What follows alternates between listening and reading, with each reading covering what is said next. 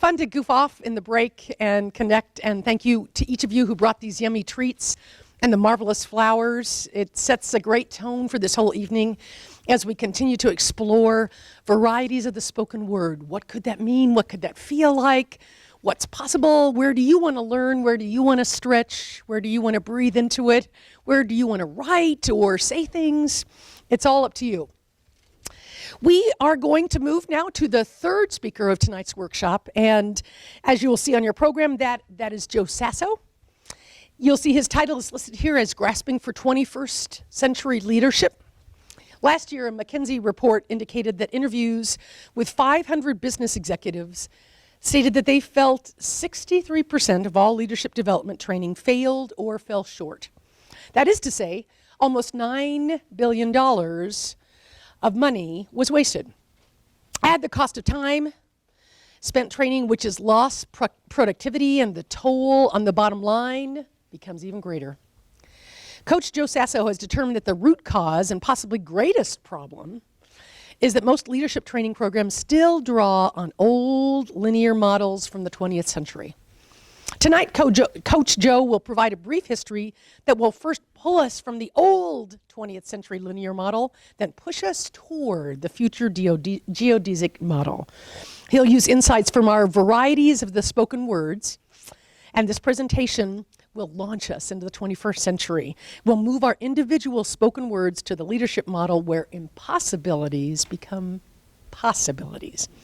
Simply put, Coach Joe will help you grasp beyond your reach.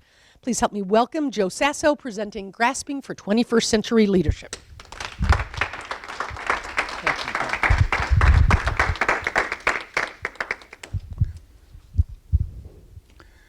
When I first took this assignment, I knew what I was going to talk about: leadership.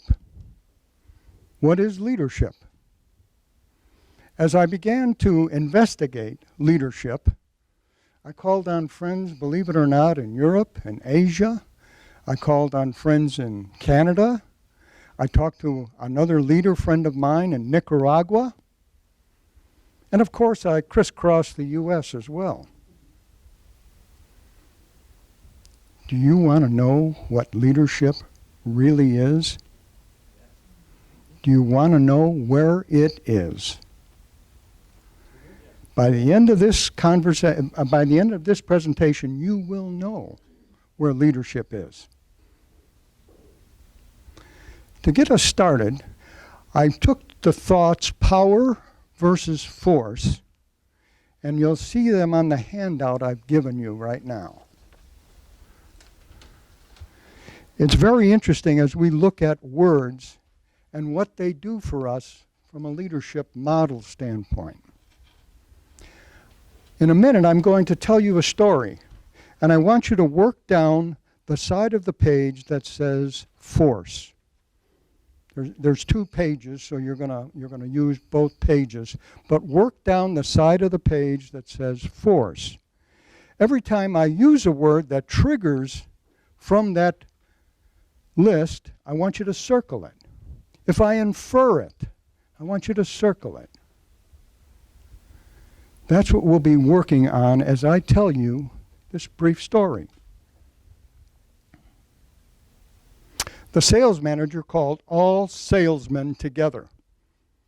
Something very important we had to know. But he wanted to tell us one by one.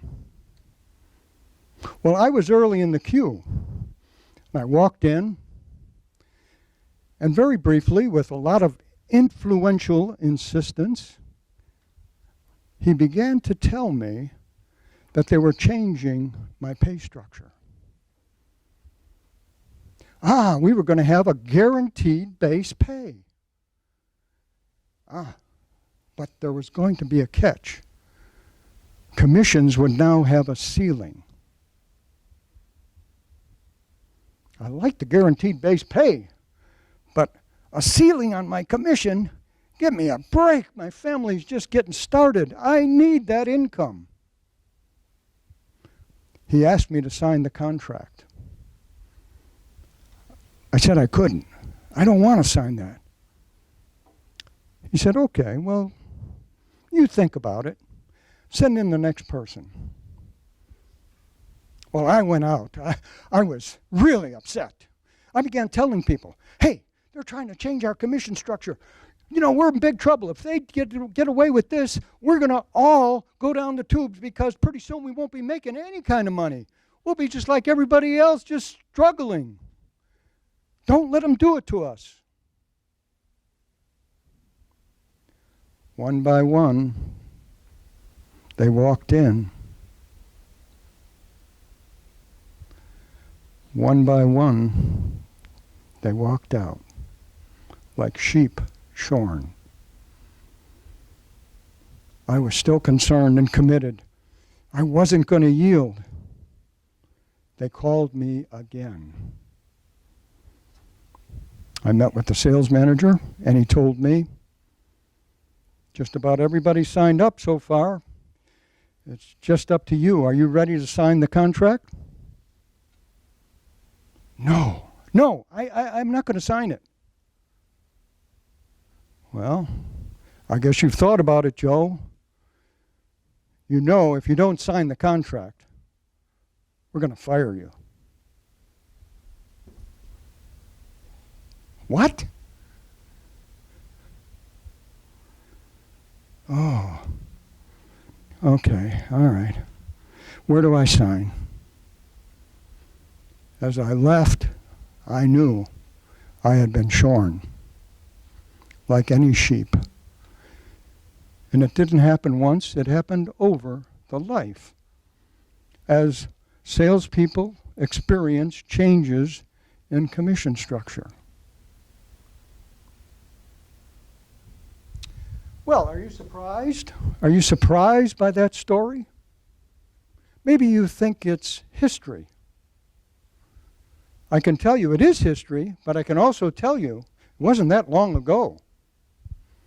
Big things have happened in America. We're fortunate to live in America. We don't know how fortunate we are. You see, there was a time when the people in hierarchy all came from World War I, Depression, World War II, more wars. How could they think any other way but linear? There had to be a commander. A command and control position had to exist, as it did in the war years and the Depression years. It existed in business as well. They were following the leadership model that was linear. No choice. Didn't think about any other way. Command and control, force. In fact, we work in a workforce.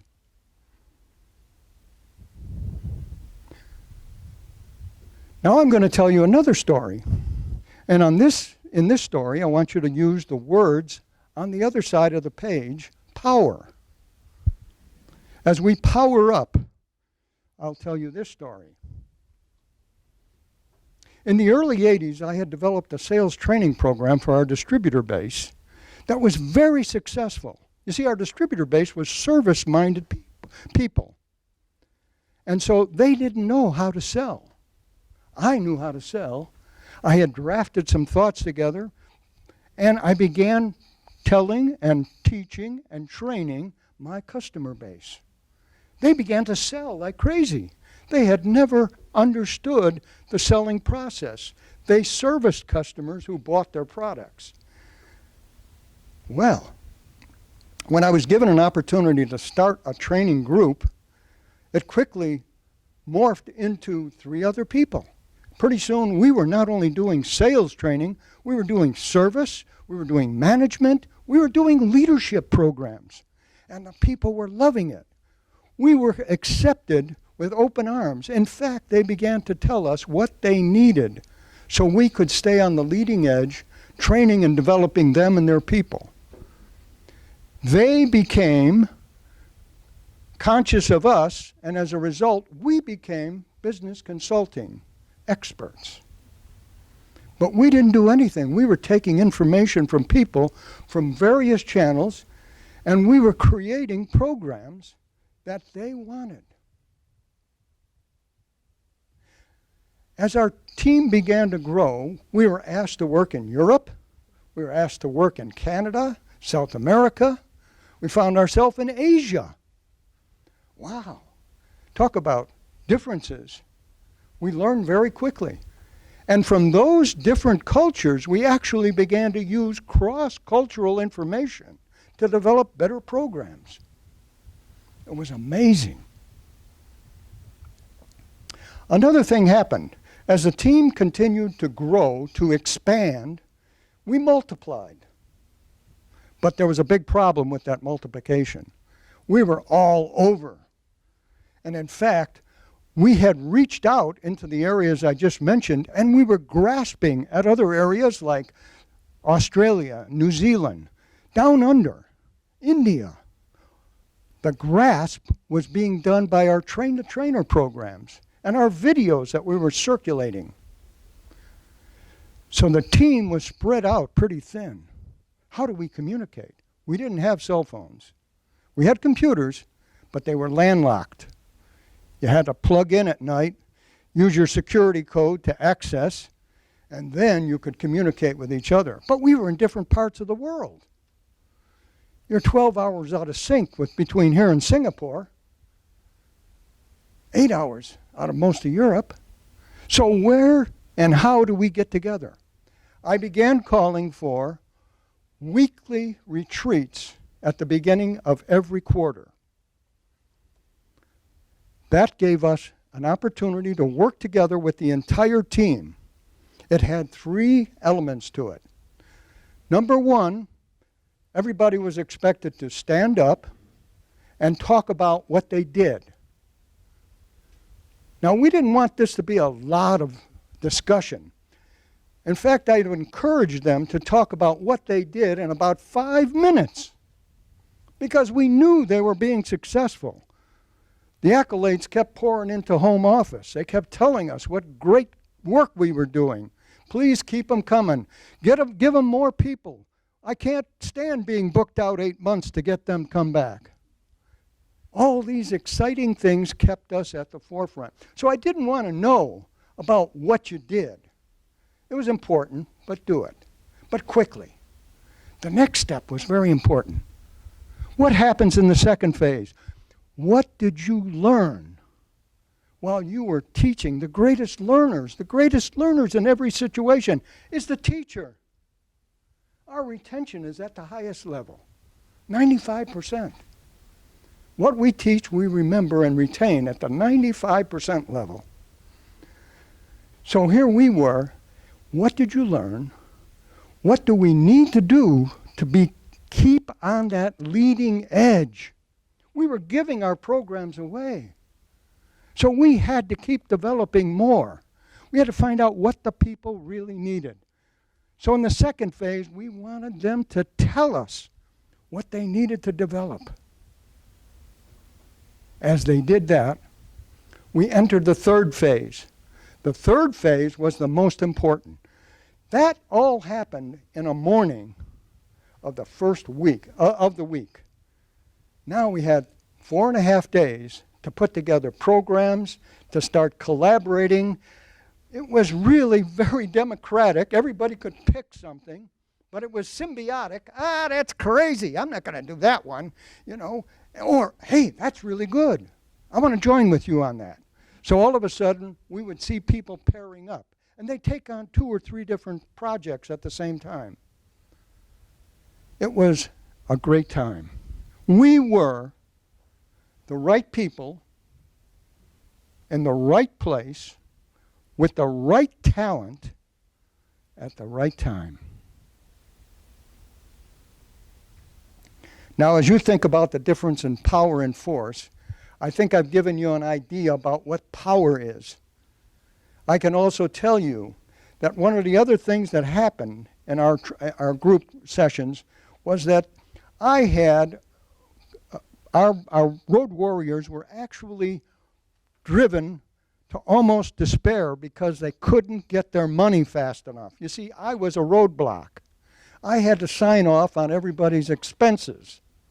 So what I began doing is signing blank expense statements at our quarterly retreats.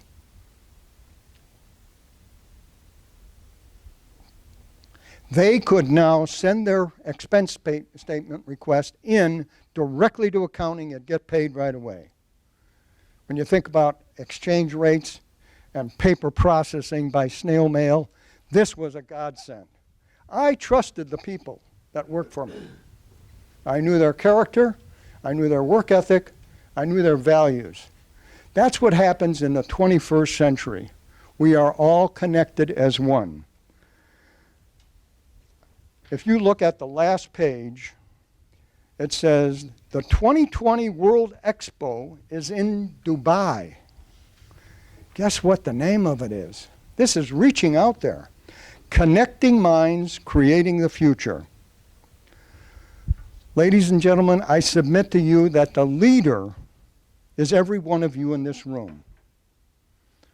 Look for your talent, because you never know when you will be the leader that everybody's looking for.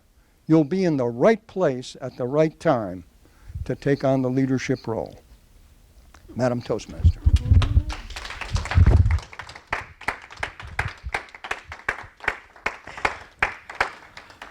Thank you very much. What a great challenge to think about language in such a way, in such a vibrant way, as to even count and listen to two different stories and make observations about what key words you saw in each of those columns and what that felt like. If you think about Ron's earlier comment, what that feels like in your body as you heard the two different stories as well. So let me ask for 3 volunteers in concise ways. Where did the light bulb go off for you? What's a thing you take away from that, a challenge or an interest or a commitment that you think about as you heard Joe's remarks?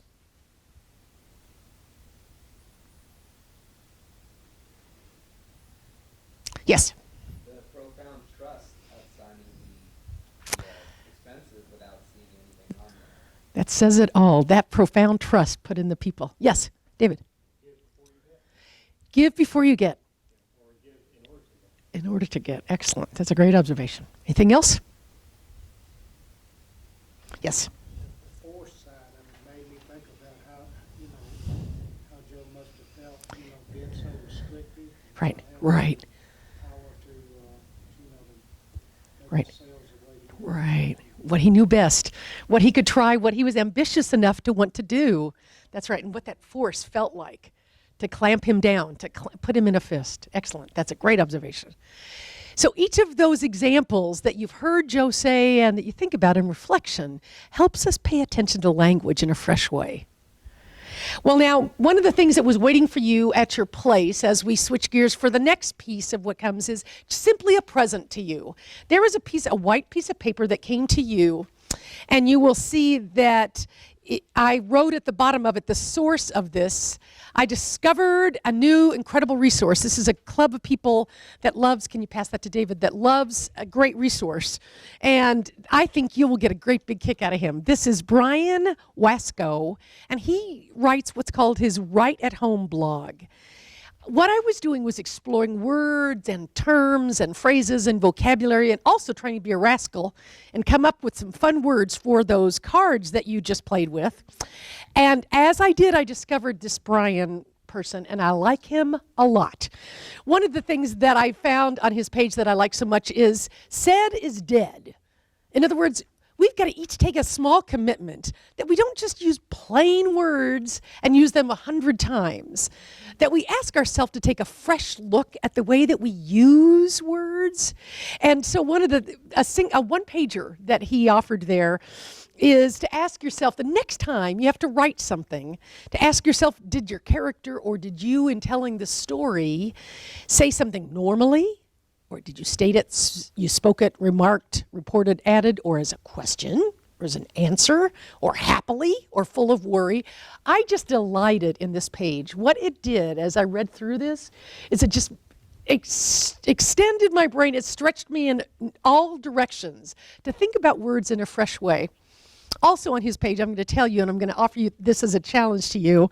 No kidding, he did a project with students that he calls 250 ways to say went.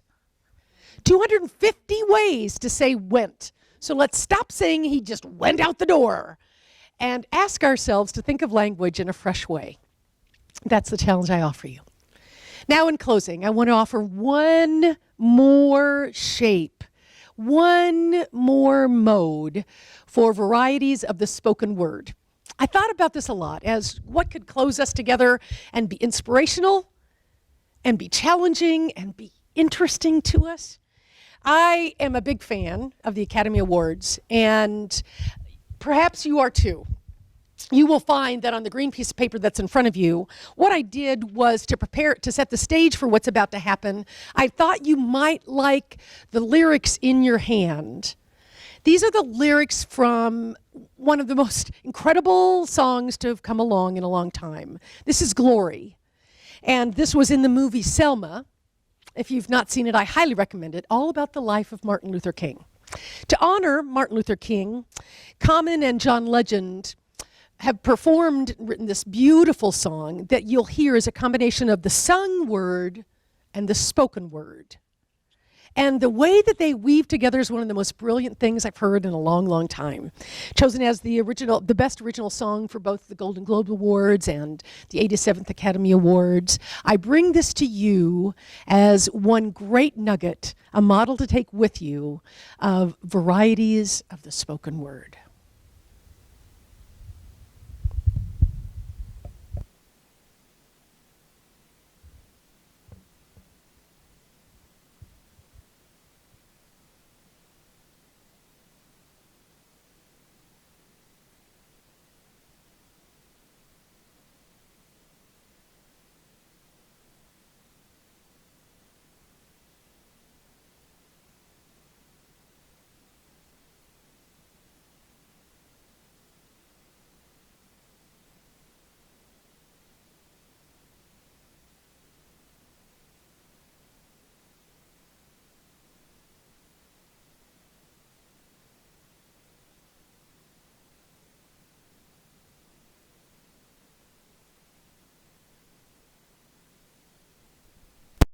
Against our skin become blessings. The movement is a rhythm to us. Freedom is like religion to us. Justice is juxtaposition in us. Justice for all just ain't specific enough. One son died, the spirit is revisiting us. True and living in us. Resistance is us. That's why Rosa sat on the bus. That's why we walk through Ferguson with our hands up. When it go down, we woman and man up. They say stay down, and we stand up. Shots be on the ground, the camera panned up. King pointed to the mountaintop, and we ran up. One day, when the glory comes, it will be ours. It will be ours. Oh, one day, when the war is won, we will be sure, we will be sure. Oh, glory, oh, glory,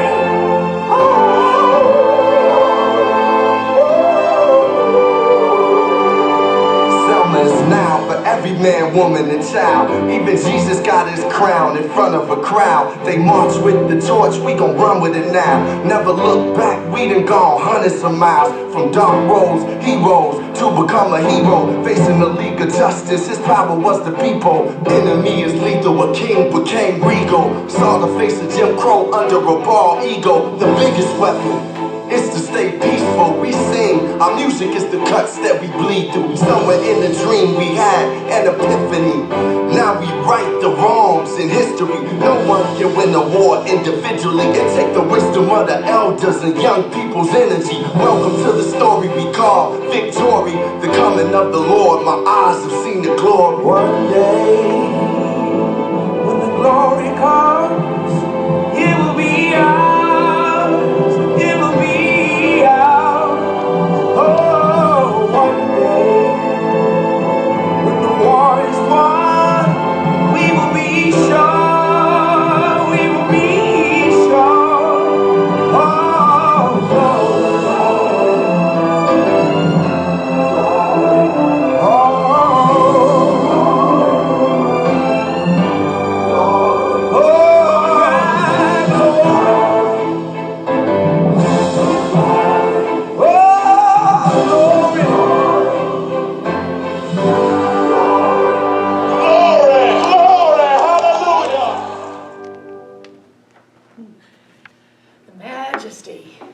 of the spoken word.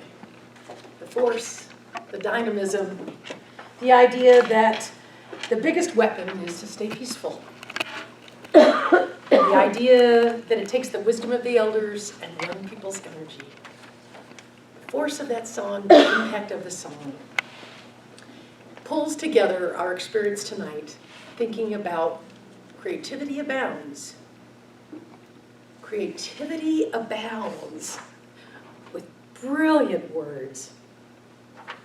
Celebrating tonight the varieties of the spoken word in many forms and fashions and modes and mechanisms. The spoken word, the great gift. Thank you very much for your participation.